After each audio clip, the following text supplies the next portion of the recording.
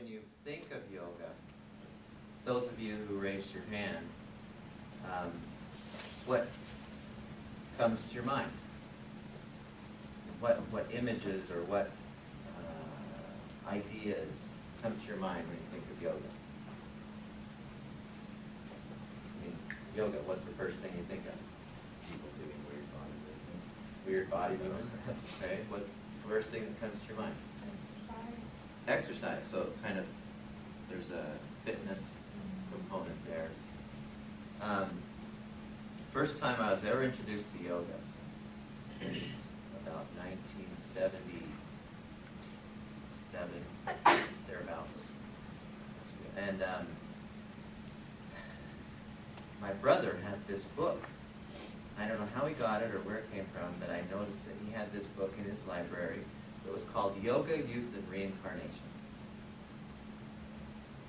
And I thought, that's not for me. I'm not so sure. I don't understand reincarnation. Doesn't make sense to me a whole lot. And if that's coupled with yoga, I'm not interested. And when I was living in California for a while, I met some people who were really weird.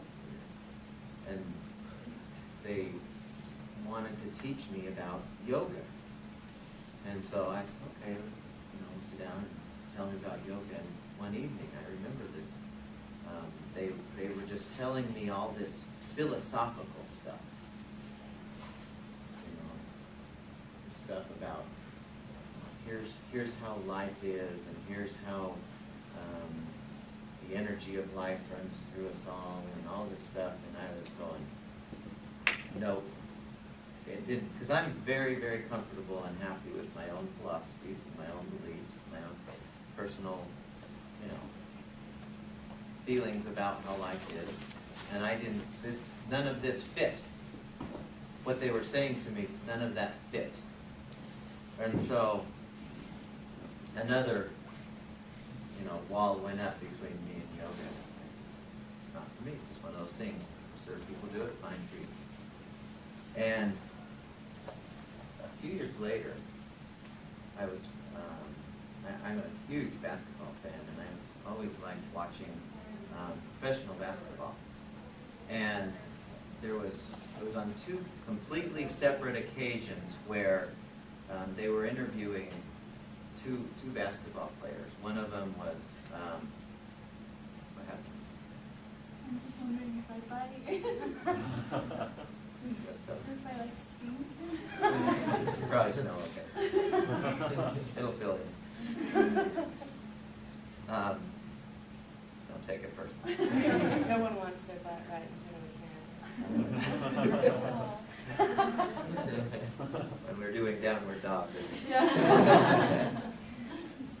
So I was watching, I was on two completely different occasions. I was watching, there were some games that had been played, and they were interviewing two NBA basketball players. One of them was Robert Parrish, and the other was Kareem Abdul-Jabbar.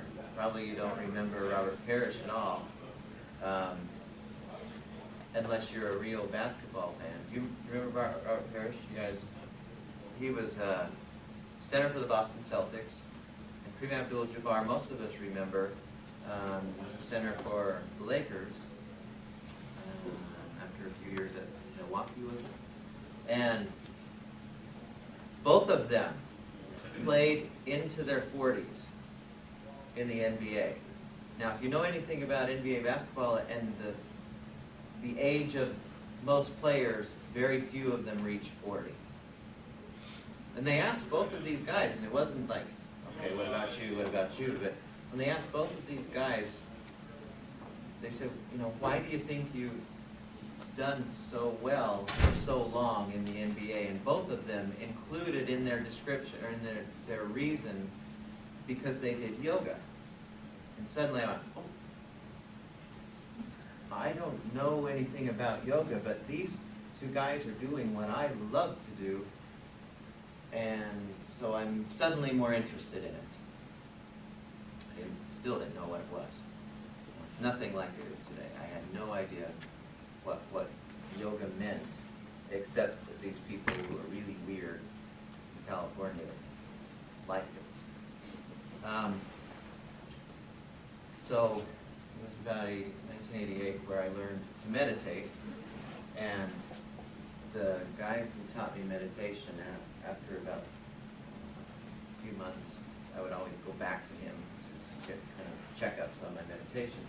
And he said to me, he made this comment, he said, if you really want to make your meditation great, then do some yoga before you meditate. Just do some of these, do some yoga, and then start into your meditation. And I didn't think meditation could get any better. And I said, okay, but there was no where to learn. There was no books, there were no, certainly, we were barely into videotapes back then. And there weren't, you couldn't go to a bookstore back then and find a yoga anything, except for philosophical books, primarily. He said, find something on yoga. I didn't know what that meant.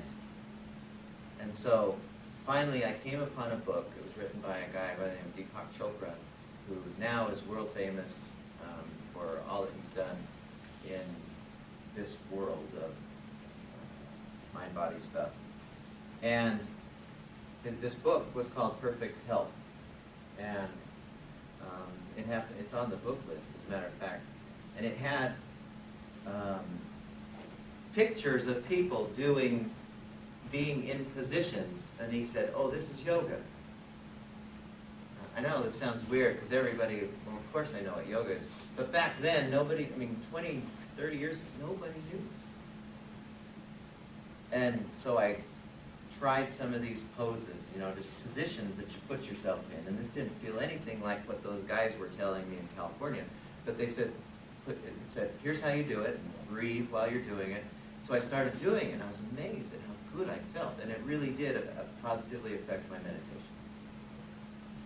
I didn't tell a soul that I was doing yoga, especially the guys I play baseball with, the guys I play basketball. What? You're not on our team anymore. You're doing yoga. So I didn't tell anybody, but I kept practicing it on my own, and I found that things started. It was at that point when I started doing meditation and yoga. It has been since then that I never get sick. And as soon as I start to feel a little bit sick, I just do a little yoga. And like, for example, there's one pose that I'll show you that whenever I have any kind of a stuffy nose and it won't be good, I just do this particular pose, cleans right up. Just automatically. I remember on one occasion I was playing basketball at a church when I was living in Illinois. I was playing basketball in a church, and it was like rap ball where you get 10 guys playing, and then there's another 5 guys who are waiting to come in as soon as somebody loses. And our team happened to lose, and so I thought, rather than sit and wait for the next game, I'm going to go into one of the classrooms in this church and just do some yoga, just stretch out some.